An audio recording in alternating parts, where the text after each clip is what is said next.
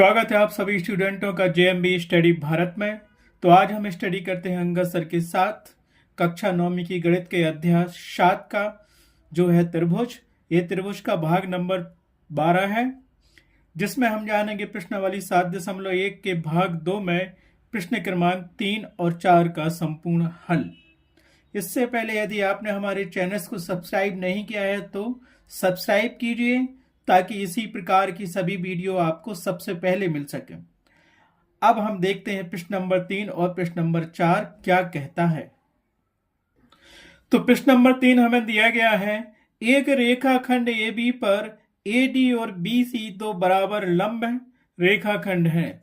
देखिए आकृति 7.18 में दर्शाइए कि CD रेखाखंड AB को समद्विभाजित करता है।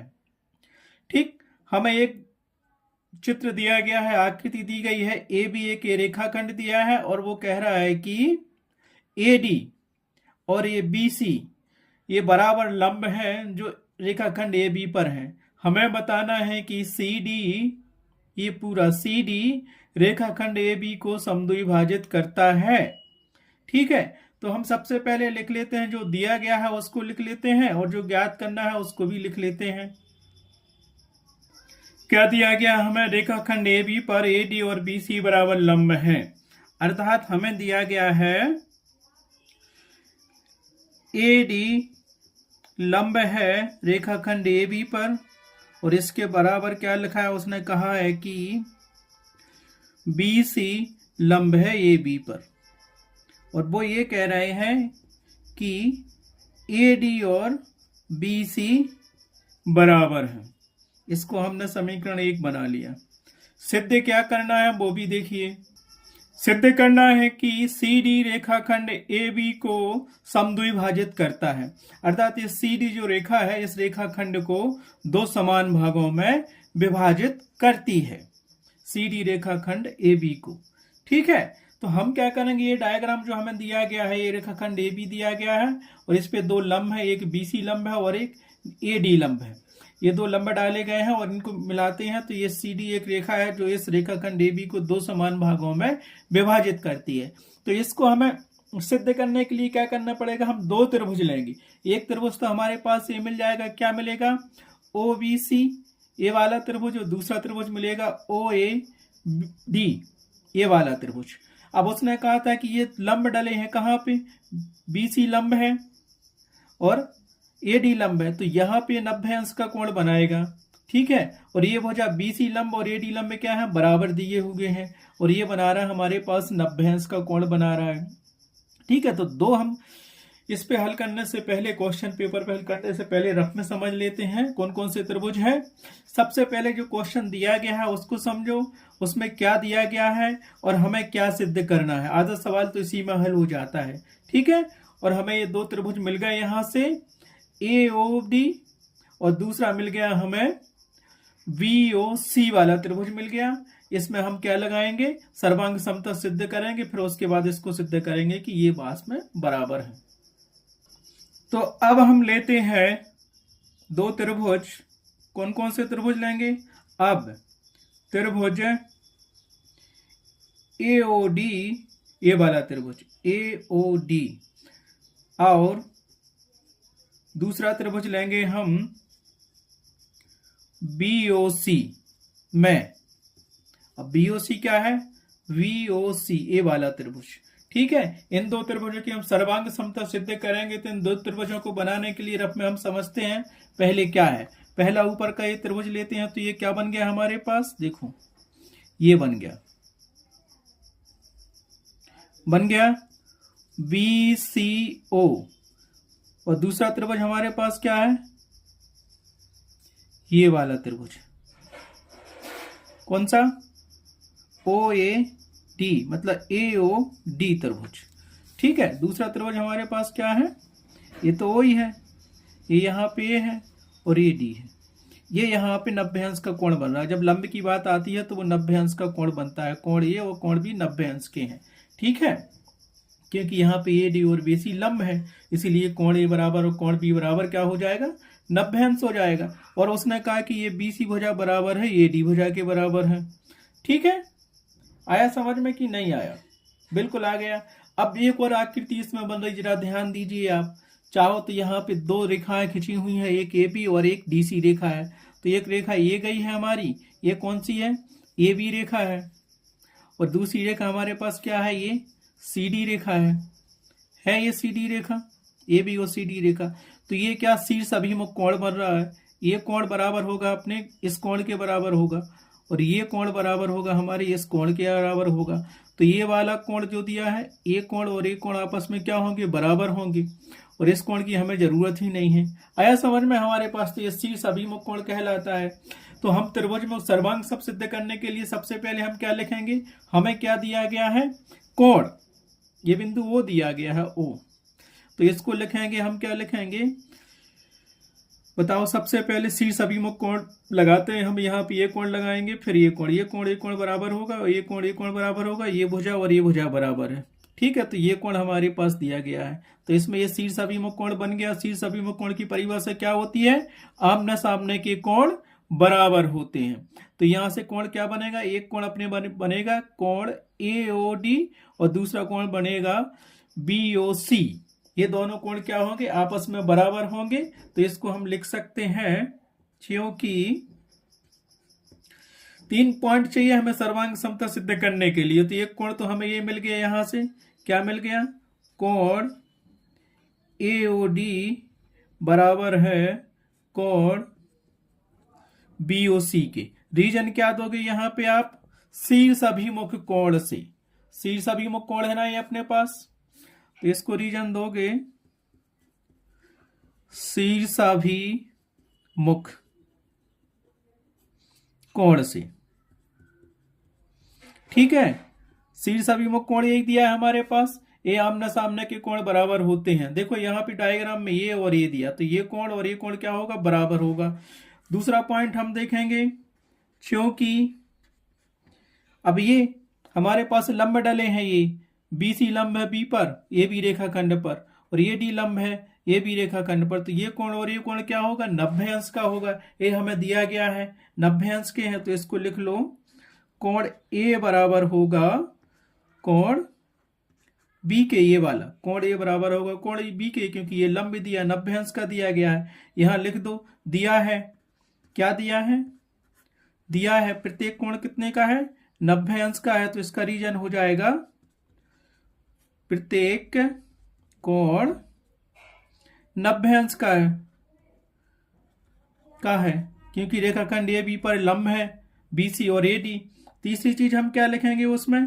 देखो क्या दिया है? एक भुजा हमें दी थी, सीधा सीधा दिया गया था। AD और BC बराबर भुजाएं हैं, तो इसमें ये BC और AD ये बराबर हैं। तो यहां से लिखेंगे AD बराबर है BC के। ये हमें दिया था, इसको भी लिख सकते हो आप, दिया है।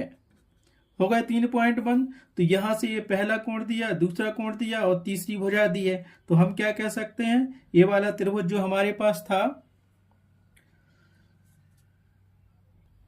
तो हमारे पास ये कोण तो बराबर था, क्योंकि प्रत्येक कोण 90 अंश का है। कोण A बराबर कोण B, और क्योंकि भुजा AD बराबर BC है, क्योंकि ये लंब दिया था, और समीकरण 1 से हम जानते हैं दिया गया था कि AD बराबर है BC के। तो ये हो गया, दिया है। अब हम क्या लिखेंगे? इसीलिए अब क्या लिख सकते हैं अपन? इसीलिए लिखो, त्रिभुज AOD सर्वांग सम होगा त्रिभुज BOC के। किस नियम से?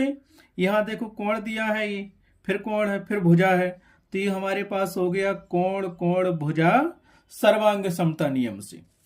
तो यहां लिख दो सर्वांग समता नियम। सर्वांग समता नियम से।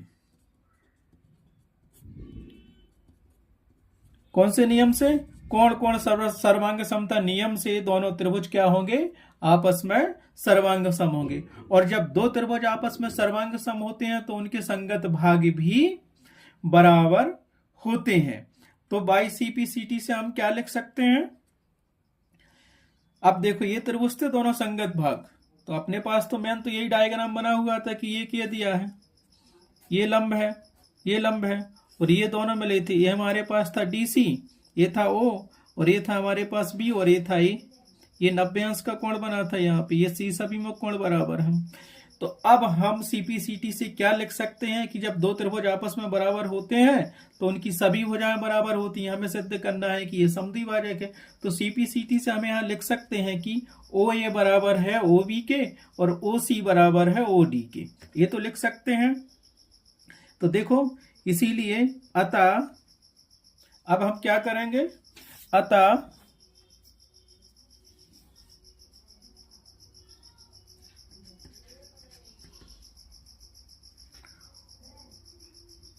ओ ए बराबर है ओ बी के बा ओ सी बराबर है ओ डी के।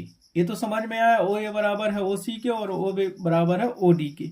ये दोनों कैसे आ गए, बाई सीपीसीटी से, सीपीसीटी से।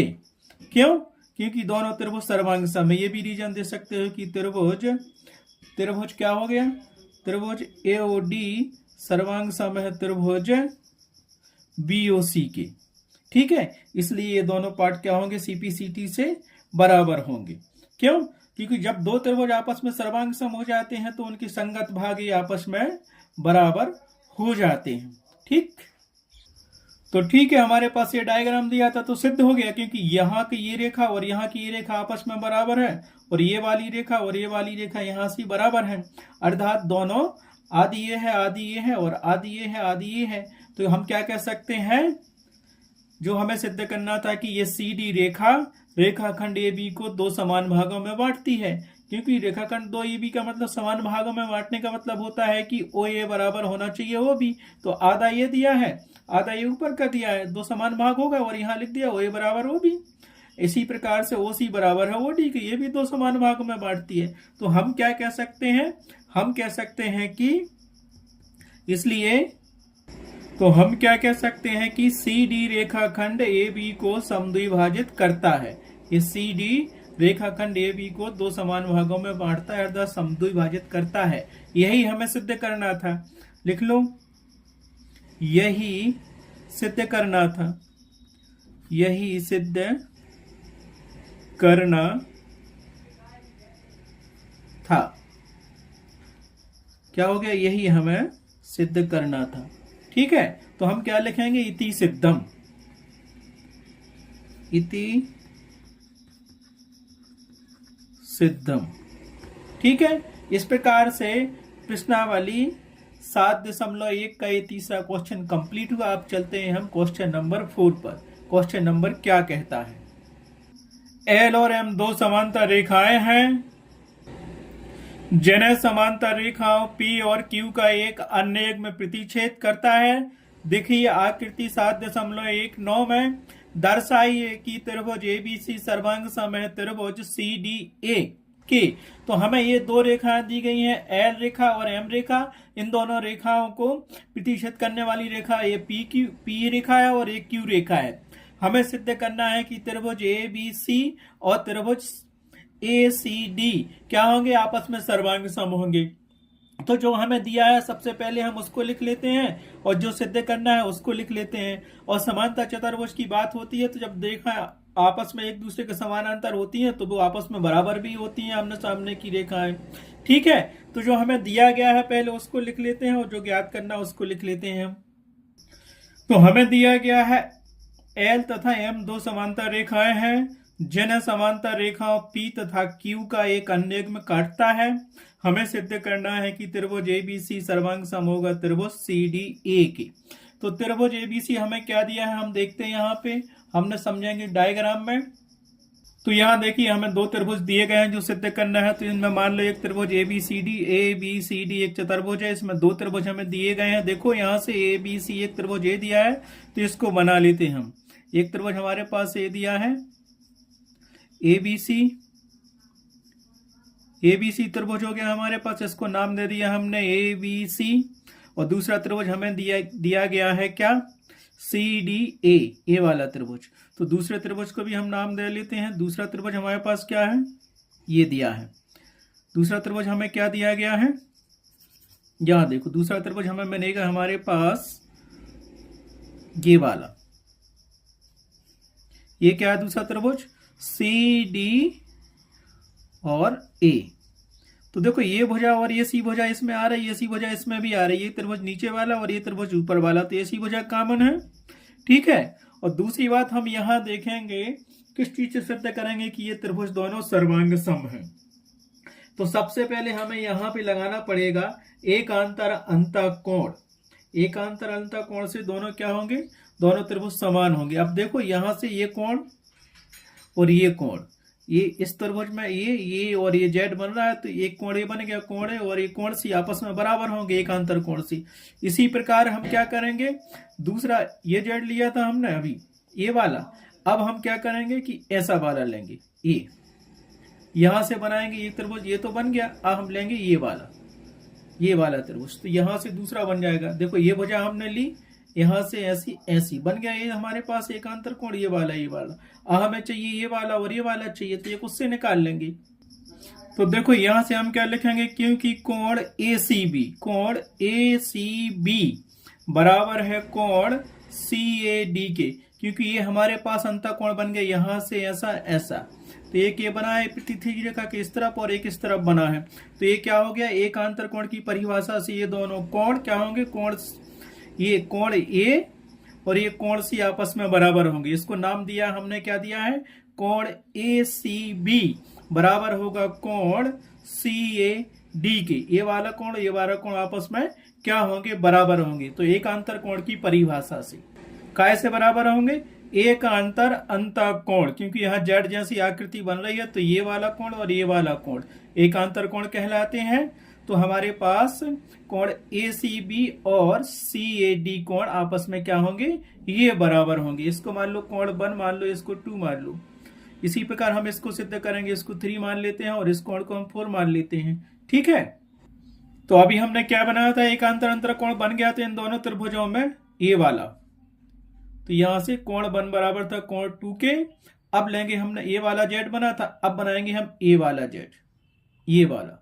तो हमारे पास क्या मिलेगा, कोण बनेगा हमारे पास कोण BAC बराबर होगा कोण DCA की, तो कोण 3 बराबर होगा कोण 4 की। ये भी अंतःकोण एकांतर अंतःकोण की परिभाषा से होगा।